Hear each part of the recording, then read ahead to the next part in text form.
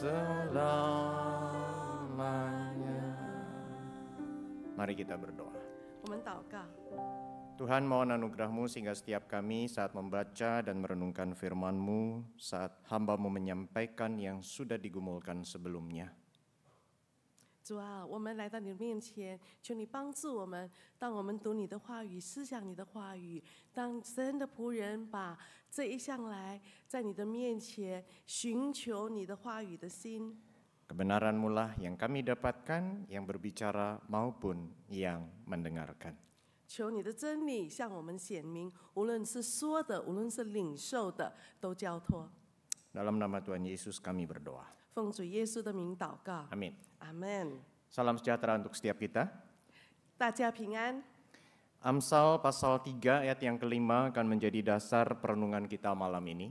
经文箴言书3章5节是我们今天思想的中心， Saya akan bacakan bagi jemaat sekalian. 我为大家读。 Percayalah kepada Tuhan dengan segenap hatimu dan janganlah bersandar pada pengertianmu sendiri. Amsal pasal 3 ayat 5.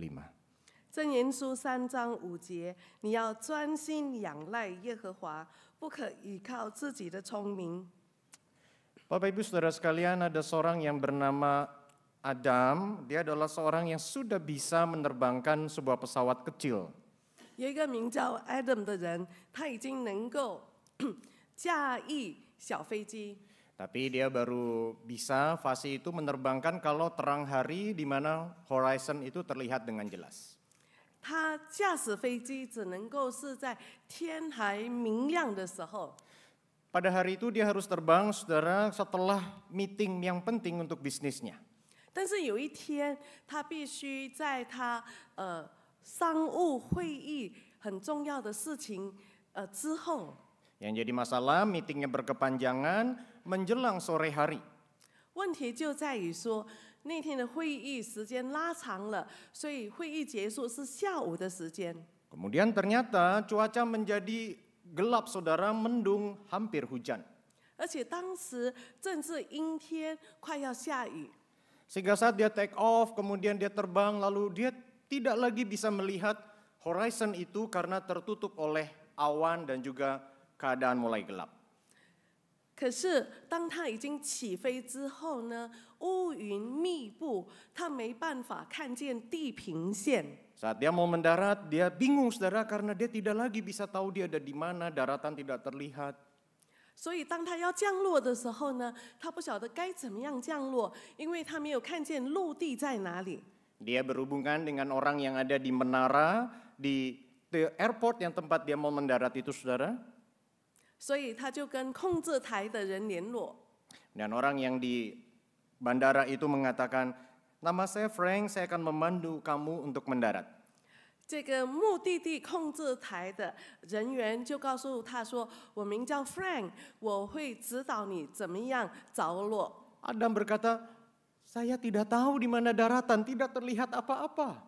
但是 Adam 说：“我不晓得陆地在哪里，我什么都看不见。” Suara di seberang sana berkata, tenang, aku akan memandumu untuk mendarat. 但是控制台那一方对他说：“你只管安心的，我会带领你怎么样的降落。” Ini menjadi sebuah titik di mana Adam berpikir, apakah dia harus mempercayai suara yang di seberang sana. Adam 这个时候开始想说，他是否应该相信对方这个说话的人？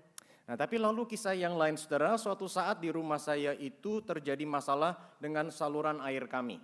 另外一个事件，有一次在我的家中，那个水管出问题， Saya mencari melalui internet, menemukan orang yang mengiklankan dirinya dapat membetulkan saluran air. 我上网就去找修水管的人， Saya undang dia datang, saudara. 跟他联络了，请他过来。 Dan istri saya bertanya, kok kamu bisa percaya orang itu adalah orang yang memang benar-benar profesinya membetulkan air dan bisa mengerjakannya? 然后我的妻子说：“你如何能够相信你在网上找的一个水工，他真能够修理我们的水管？” Saya dengan polosnya berkata, ya percaya aja. 我单纯的就跟他说：“就相信他呗。” Jadi sebenarnya saudara, apa itu percaya? 所以所谓的相信是什么？ Mengapa kita bisa percaya kepada seseorang atau satu pribadi tertentu? 我们为什么能够相信某人？ Saudara, di dalam kekristenan sangatlah lazim percaya, mempercayai di dalam doktrin kita, bukan? 在基督徒，在我们的教义当中，我们对相信、对信托这个，我们是很熟悉的。 Roma 10 ayat 9 jelas sekali mengatakan barang siapa yang mengaku dengan hati bahwa Allah membangkitkan Kristus akan diselamatkan. 在罗马书10章9节那边很清楚的说，若口里认识耶稣为主，心里信上帝叫他从死里复活，就必得救。 Di dalam doktrin kita lalu dikatakan bahwa barang siapa percaya pada Kristus pasti akan diselamatkan. 在我们的教义中，凡相信基督的人必得救。 Jadi kalau percaya dikaitkan dengan keselamatan, ternyata setelah kita percaya pada Kristus kita tetap di dunia. 所谓的我们相信就必得救，但是问题就是说，我们已经相信了，但是相信之后，我们还是彷徨， Kita tidak lalu menuju ke surga seketika, saudara. 我们没有马上到天堂。 Berarti apakah memang ada yang harus kita lakukan di bumi dalam kaitan dengan percaya tersebut? 所以，我们在这个世上信主了之后，我们还该做些什么？ Efesus pasal 4 ayat 11 sampai 16 menunjukkan bahwa Allah mengutus hamba-hambanya. 在以弗所书4章11到16节，让我们看见说，神差派他的仆人， Supaya murid-murid Kristus itu bertumbuh hingga menuju kedewasaan yang penuh di dalam Kristus. 使得基督的门徒们能够在基督里能够成长到那个满有基督成长的身量。 Apakah hal tentang percaya itu juga adalah bagian di mana kita perlu bertumbuh semakin mencapai kedewasaan penuh? 所以我们的信心是否也应该像那样子的，一直成长到完全成熟的阶段？ Saudara, mari kita dalami apa yang tadi kita baca di Amsal pasal 3 ayat yang kelima. 所以我们再更深入的去看我们所读的经文，箴言书3章第5节， Kata perintahnya di sana adalah percayalah. 在那边的动词是要相信。 Dari sebuah kata yang di dalam kitab Amsal itu bisa dipergunakan atau diberikan terjemahan dalam beberapa kemungkinan, saudara. 在这节经文所谓的要相信、专心仰赖，这个可以用几个翻译来解释。 Kata ini selain maknanya percaya juga ada makna aman. 除了相信之外，也有这个安全的意思。 Misalnya Amsal 10 ayat 10, aman jalannya. 就像10章10节那边，同样的字，那边用安稳来翻译。 Yang menarik Amsal 11 ayat 28. 更吸引我们的是在箴言书11章28节， Yang berbicara tentang orang yang mempercayakan diri kepada kekayaannya. 这边谈到说倚仗自己财物的人。 Nah, Amsal 11 ayat 28 versi bahasa Indonesia sehari-hari itu mengatakan siapa mengandalkan hartanya.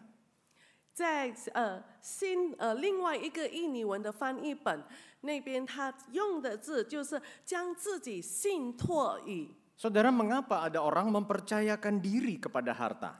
为什么有人愿意将自己信托于财物呢？ Karena orang tersebut merasa hartanya memberikan security atau perasaan aman kepadanya. 因为这样的人，他认为财物能够带给他安全感， Dan hartanya itu, saudara, adalah yang dia andalkan dalam hidupnya. 并且他的财物是他在生活当中所依赖的。 Sehingga saudara, sebenarnya kitab Amsal bicara tentang percaya itu bukan sekedar sebuah pengakuan dari bibir. 所以，当箴言书谈到相信的时候，不只是说我们知识上的一个认知， Tetapi saudara, percaya itu di dalam kitab Amsal bicara tentang sikap, tekad, kesadaran untuk menyerahkan diri kepada Allah. 但是在箴言书讲到的这个相信呢，是一种态度，是一种心智，是一种完全的警觉，将自己完全交于神的手中。 Sebab saudara, disitulah kita tahu, kita mendapat perasaan aman yang sejati dari Allah. 因为如此我们才能够得到真正的安全感。 Dan disitulah kita tahu Allah adalah pribadi yang dapat kita andalkan. 所以在这样子的相信当中，我们知道是神是唯一我们能够信赖的。 Kiranya Tuhan menolong kita untuk sungguh dapat mewujudkan hal ini di dalam kehidupan setiap kita, saudara. 我们真是求主帮助，让我们真是把这样子的相信，在我们的生活当中把它活出来。 Nah, saudara sekalian, ada seorang anak yang bernama Mark. 有一位孩子名叫 Mark， Mark itu berusia 7 tahun.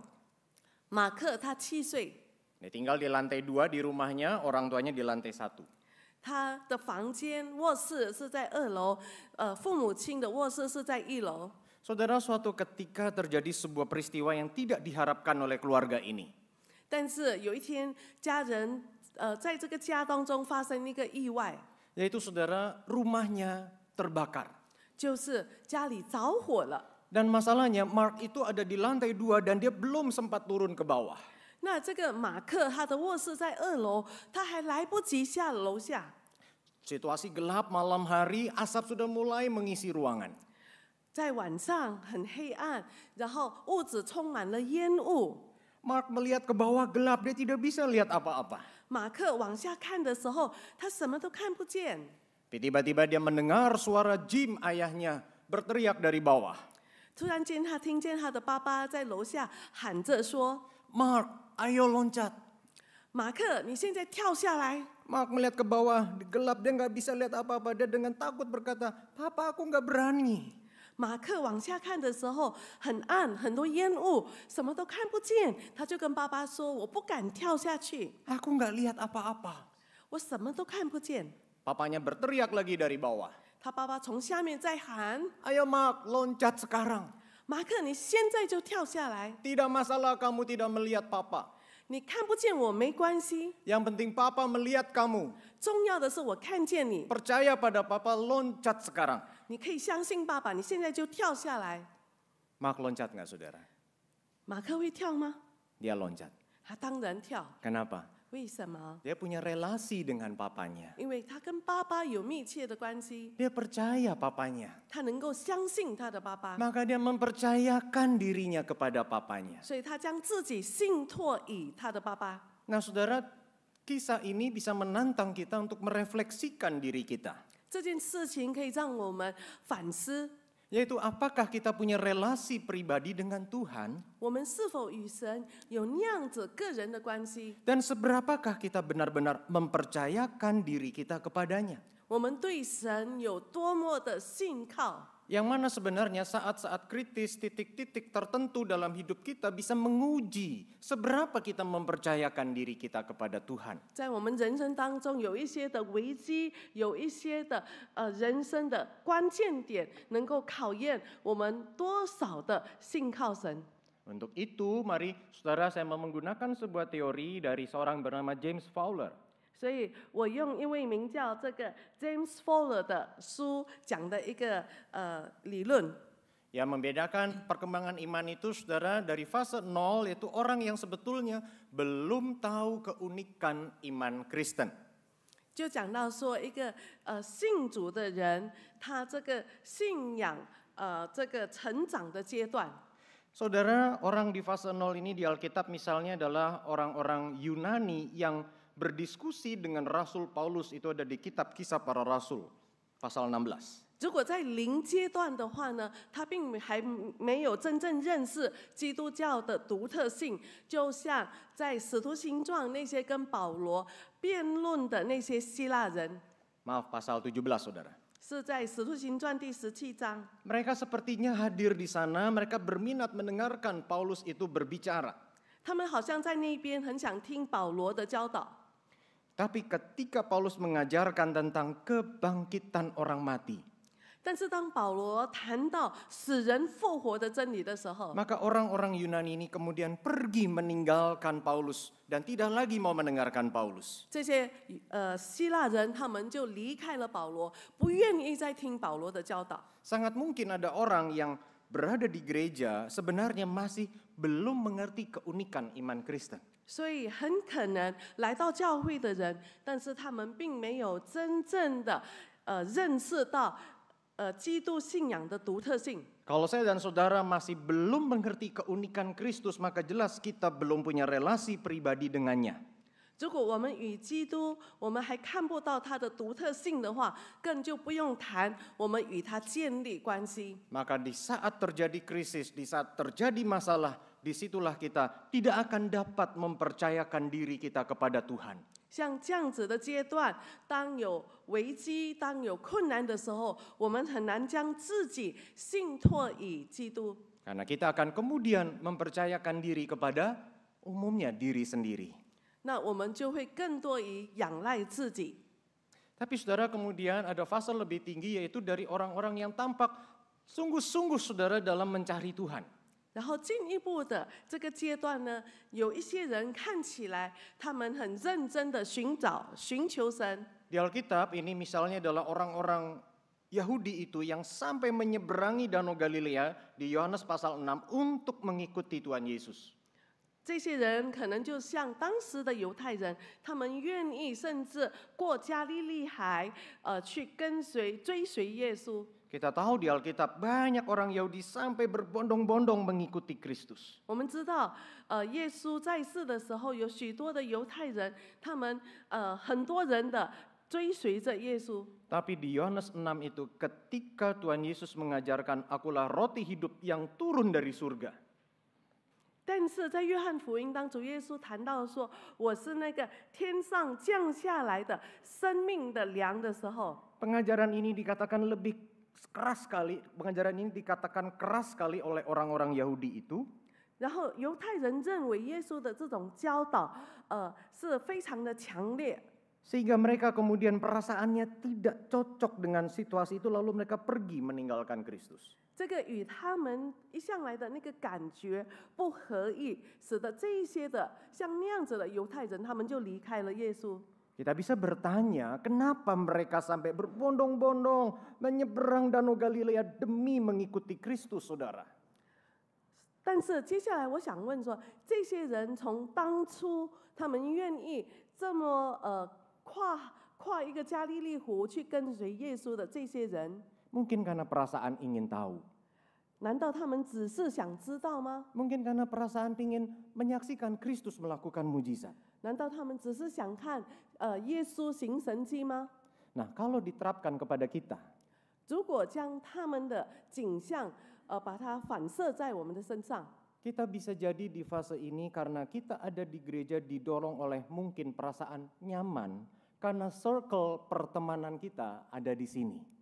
这个今天对一些人来说，会来到教会，可能是觉得说来到教会感觉很舒服，或者是说教会有一些我的朋友圈， Atau mungkin karena kita memang merasa nyaman sebab cocok dengan suasananya.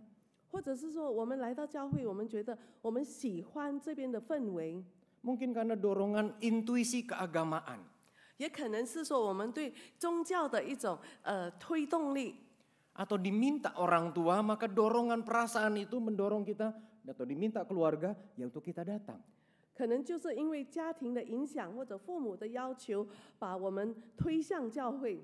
Tapi waktu perasaan kita lagi nggak cocok, 但是如果我们的感觉 entah karena, 跟 ya, 这个氛围不符合的时候， entah karena masalah atau ada tawaran lain yang lebih menarik, 不管因为是有困难，或者是说有别的更吸引我们的， lebih baik kita mengikuti car free day, jalan olahraga atau sepedaan di pagi hari daripada ke gereja.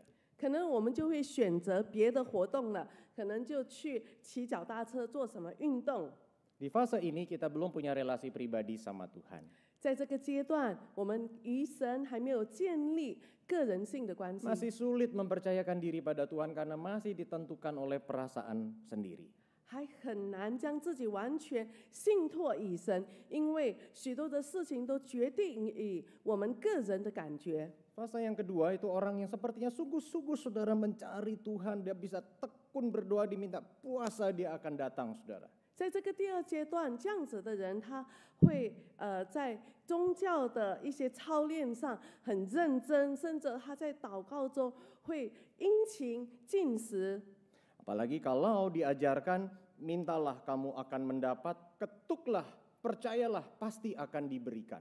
更何况在经文里有说，只要你求，就必得着；敲门的必为他开门。 Tapi ketekunan dalam beribadah, kesungguhan dalam kekristenan sebetulnya mencari berkatnya, bukan Allah secara pribadi.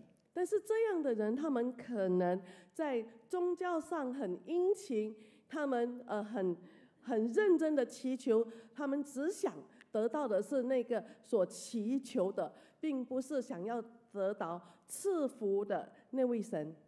Saudara, kita melihat di padang gurun umat Israel baru menyeberang Laut Teberau, mereka dengan sukacita memuji Tuhan. 我们可以看见，在圣经的例子，当以色列人他们刚刚过红海，他们那样子的欢呼赞美神。 Miriam dengan para wanita keluar menari-nari dengan rebana. Menyanyilah bagi Tuhan sebab ia luhur dan jaya, di Keluaran 15 ayat 21. 我们看见说，米利安他带领许多的妇人，他们击打击鼓跳舞的来赞美神，说是神是配得一切的荣耀的，因他大大战胜了。 Kenapa? Mereka baru saja mendapatkan berkat yang besar dari Tuhan. 但是当他们经历了神这么奇妙的带领， Tapi lalu mereka sampai di tempat yang namanya Mara, airnya pahit. 但是当他们到了一个地方名叫马拉，那边的水是苦的， Mulai menggerutu. 他们就开始埋怨。 Mereka sampai yang namanya padang gurun Sin, saudara, minta daging. Di situ mereka bersungut-sungut kepada Musa dan Harun. 甚至他们到了这个旷野的一个信的地方那边，他们在那边发怨言，跟神求肉吃， Sampai ke Rafidim tidak ada air. 然后没有水， Di situ mereka bukan lagi bersungut-sungut kepada Musa dan Harun. 他们那个时候不只是向摩西、亚伦发怨言， Keluaran 17 menunjukkan mereka menanyakan apakah Allah ada di antara mereka atau tidak. 他们甚至质问说是否神还在他们的当中，或者已经不在了。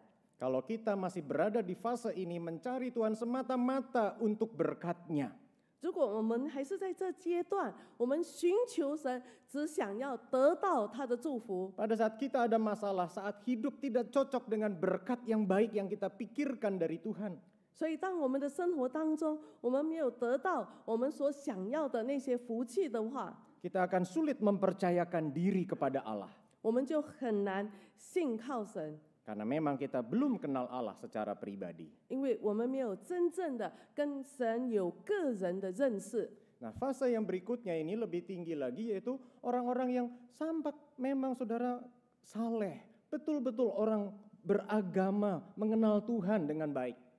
这个第三阶段的人，他们是很敬虔的人，他们对神有清楚的认识， Seperti orang-orang Farisi di zaman Tuhan Yesus. 就好像主耶稣时代的那些法利赛人， Mereka sangat saleh. 他们很敬虔， Mereka seperti orang yang takut Tuhan dari luar. 他们外表看起来是很敬畏神， Tetapi ini adalah keagamaan yang sebetulnya hanya tradisi. 但是他们只停在这个传统的宗教仪式， Sebuah keagamaan yang mekanistik. 是一个很机械性的宗教仪式。 Kalau kita di fase ini, orang bisa melihat kita sangat saleh. 如果我们在这阶段的话，别人家能够看见我们看起来很敬虔， Kita dengan mudah ngomong shalom, salam sejahtera. 我们很容易的问人家安， Ketaatan kita bisa jadi contoh teladan. 我们对神话语的遵行能够成为别人的好榜样。 Tapi Tuhan Yesus berkata kepada orang Farisi di Matius 15 ayat 8 dan 9. 但是主耶稣对这样子的法利赛人，在马太福音15章5到8节那边，主耶稣说 Hatimu jauh daripadaku.：“ 你的心却远离我。 Jangan kita sampai terjebak hanya pada fase ini saja. ”我们不能够只陷在这个阶段的信心， Orang menilai kita saleh, orang menilai kita tekun. 别人家看我们看起来很敬虔，看我们很殷勤， Tapi dari dalam hati kita belum punya relasi dengan Tuhan. 但是我们的内心却与神没有建立美好的关系， Kita masih belum bisa mempercayakan diri sepenuhnya kepada Dia. 我们还不能够完全的将自己信托与神。 Maka waktu saya 5 tahun melayani di Pulau Bali sesuai pengutusan dari Sinode GKI, saudara. 所以当总会将我派到巴厘岛，我在那边服侍5年， Berinteraksi dengan mereka-mereka yang di kantong Kristen yaitu NTT dan sekitarnya. 当我跟那些 NTT 就是基督教多的地方， Yang terlahir otomatis jadi orang Kristen.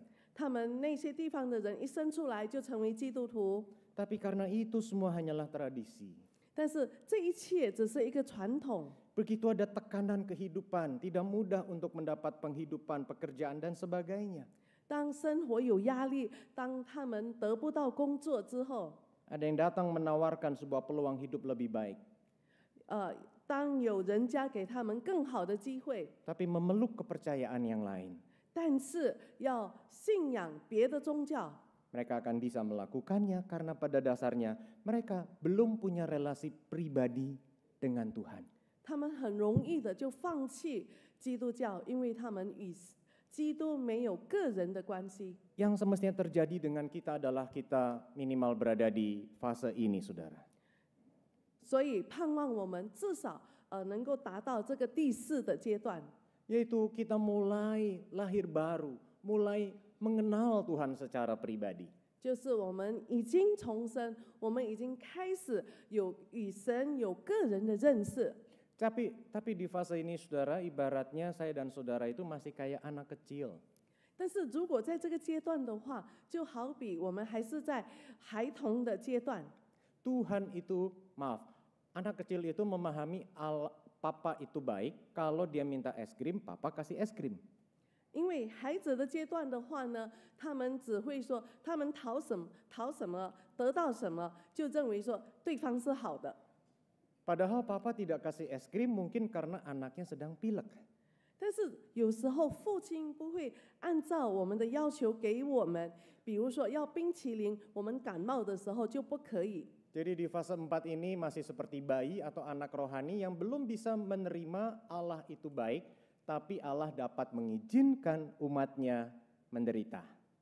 在这个阶段，因为还是孩童，所以他们还不能够接受说，神是美善的，即使神会允许一些苦难临到我们的身上。 Kita perlu bertumbuh lebih dewasa lagi sehingga semakin kenal Allah secara pribadi dan bisa menerima yang paradoks.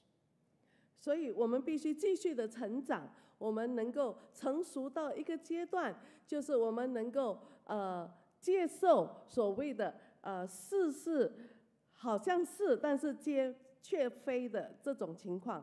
Allah baik adanya sekalipun mengizinkan umatnya dalam penderitaan. 虽然神是良善的，但是他也有时候会允许他的子民们经历苦难。 Dan kalau bertumbuh lebih jauh maka benar-benar akan menjadi orang yang sangat dewasa rohani, orang tua rohani. 如果继续的成长，能够成为一个在灵命上完全成熟的人，能够成为这个属灵的家长。 Di mana dia bukan lagi hanya untuk dirinya tapi memikirkan bagaimana menolong orang lain untuk bisa semakin bertumbuh seperti pengalamannya berjalan bersama Tuhan. 这个阶段的人，他不只是说自己成长，他也会影响别人家，跟他一起成长。 Bapak Ibu Saudara sekalian, 所以弟兄姐妹们， kepada siapa kita percaya? 我们信的是谁？ Bukan sekedar bicara pengakuan bibir, aku percaya pada Tuhan Yesus. 我们不能够只是口舌上的承认说我相信耶稣基督， Tapi bicara tentang benarkah kita mempercayakan diri kepada Dia.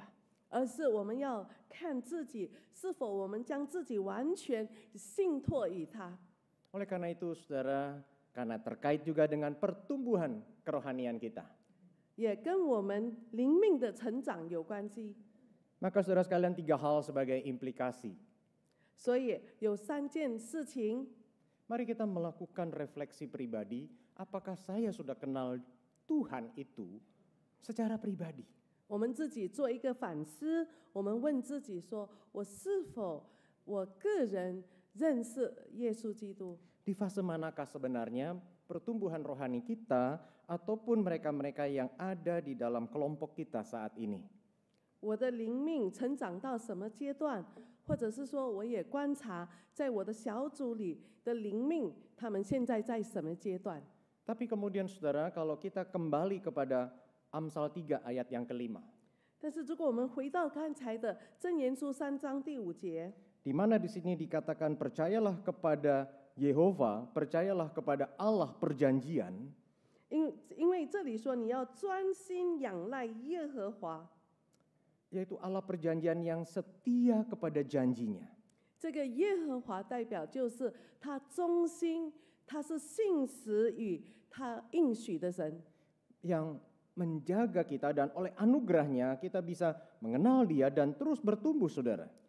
他保守我们，也因着他的恩典，他能够带领我们一直在灵命的道路上成长。 Maka implikasinya bukanlah kemudian kita mengandalkan diri kita sendiri untuk kita bertumbuh dari satu fase ke fase lain.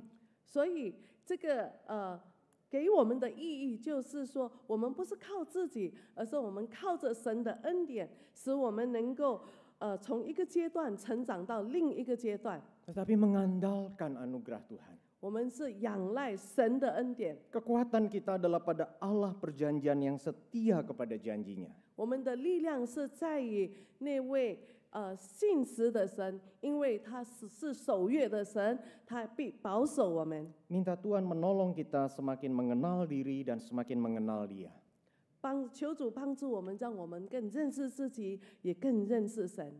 Tapi juga kita tahu bahwa pertumbuhan itu dan anugerah Tuhan itu terjadi di dalam kebersamaan di antara kita. 同样的，我们也要知道说，我们的成长，我们所仰赖的恩典，这也在大家一起的这个状态。 Bertumbuh bersama sebagai saudara seiman yang saling mendukung satu sama lain. 我们在主里弟兄姐妹，彼此的扶持，一起的成长。 Bersyukur untuk Chrisels GKY Pluit yang sudah ada 100 lebih PKK yang saya mendengar kabar itu dari Pak Stanley yang sudah siap melayani dengan lebih baik. 感谢主，我们的教会有这个基督细胞小组，我们有100位左右的这个组长，并且各位都有这样子的装备预备好要服侍。 Sehingga kiranya sebagai jemaat Tuhan, kita bersama-sama bertumbuh dari mati rohani, bayi rohani, anak rohani, dewasa rohani, orang tua rohani. 所以我们去追求，如果我们的阶段还是婴儿的阶段的话，我们就要追求一直成长到成熟，甚至成为这个属灵的家长。 Kiranya Tuhan memberkati setiap kita. 愿神祝福我们每一位。 Mari kita berdoa. 我们一起祷告。 Terima kasih Tuhan, tolonglah kami untuk dapat memahami, meresapi, dan melakukannya. 主啊，求你帮助我们，让我们能够明白，我们能够体会，我们也能够活出来。 Senantiasa butuh anugerah Tuhan.